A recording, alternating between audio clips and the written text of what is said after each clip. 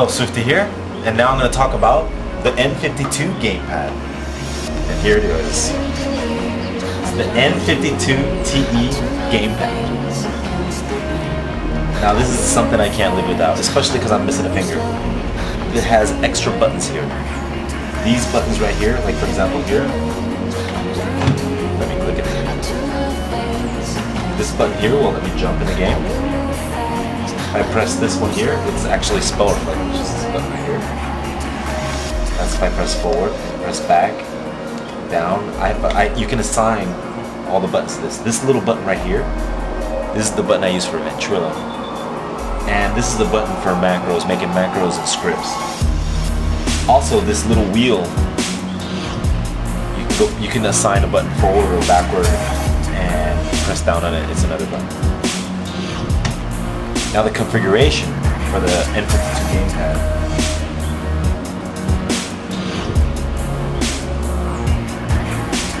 Looks something like this.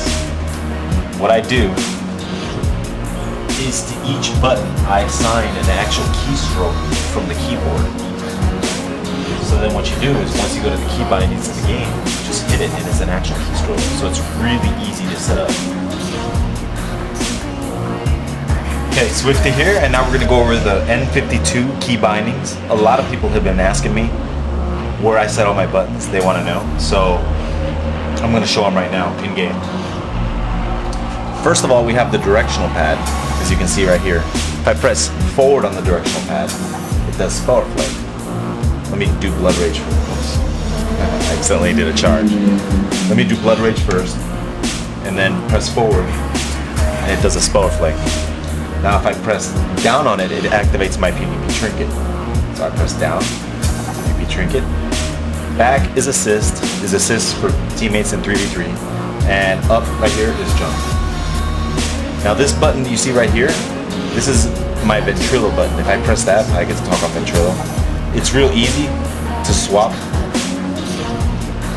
I love where this button is. It makes it really easy to talk on vent. Now they're talking to me on the vent. This wheel scroll picks up my focus target.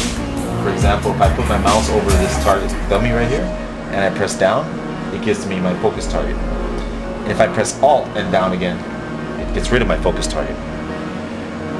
Now if I press this button right here, the one on the bottom, it charges in game.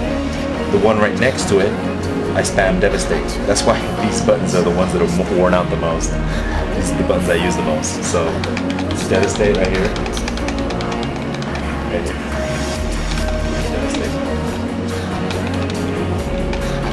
Now, this button right here is Blood Rage, and if I press Alt and this button, it does a shockwave. There's a shockwave. The button above it is Shield Bash. I hit it shield bashes the target. Now my shield bash, I have a macro that shield bashes my focus target also. So we'll pick up this guy in the focus, and I'll move over here a little bit. Press shield bash and watch what happens. Well, it parried it, but you can tell it can hit him. Let me try it again.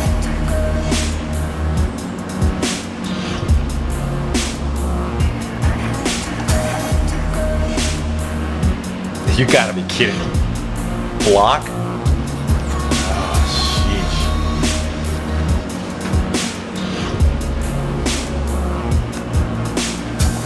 There we go. Now, also if I press Alt, remember the Devastate button right here? If I press Alt, which is the middle mouse button, I press Alt and this button, it does the Heroic Strike Devastate. You notice my DPS goes up huge right now. That's my secret. Don't tell anybody. It's very dangerous to use that macro though, because you can run out of rage really quick. This button that's way over here, especially all these buttons on this side, it's hard for me to press them because I'm missing a finger. I lost it in a motorcycle accident 10 years ago. So this finger has to do all the work. This button right here is target previous enemy player. A good example is when you're fighting a mage and he summons all his pets and you lose your target, you can quickly pick them up again by hitting this button. And also if a hunter feigns death, hit that button, you pick them right up again. Or if you're, say you're doing 3v3s and you're constantly switching between a healer and a death knight, well, you could just keep hitting this button every time you want to switch between both of them. Right up here is the AoE fear. No, I'm sorry. Alt and that button's AoE fear. In each stance, this button does the either shield wall, retaliation, or recklessness. This button. So if I switch stances, let me switch stances right now. I go to Zerker stance and I hit this one, and it does recklessness.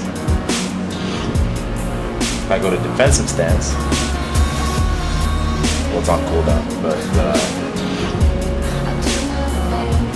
hit it again. The shield wall. Now if I do alt and that button, watch, I'll do alt and this button, it does AoE fear. Okay. This button right here, I have it for intervene. If I press it once, it intervenes my healer. If I do alt and this button, it intervenes my other 2v2 partner. I mean 3v3 partner, which is Varrock's. I have it macroed directly to their names. And this is the intercept. Let me backpedal a little bit, and then I'll hit this button and it does an intercept. Now this is the button for the script. Remember the script we made a little earlier? I'm gonna run it right now. Let me back up a little bit. Get in position.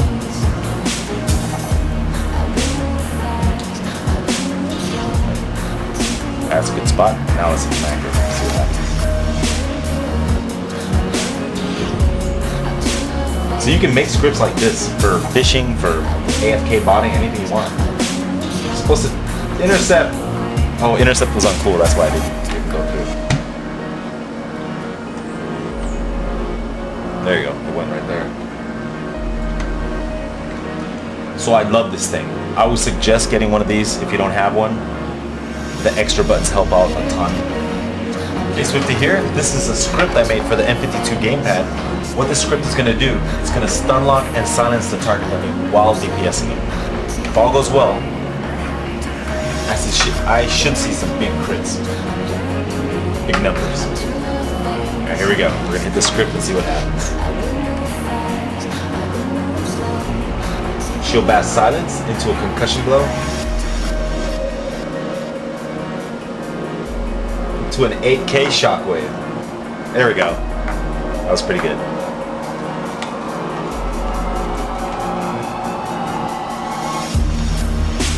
I hope you enjoyed the equipment section for the N52 gamepad.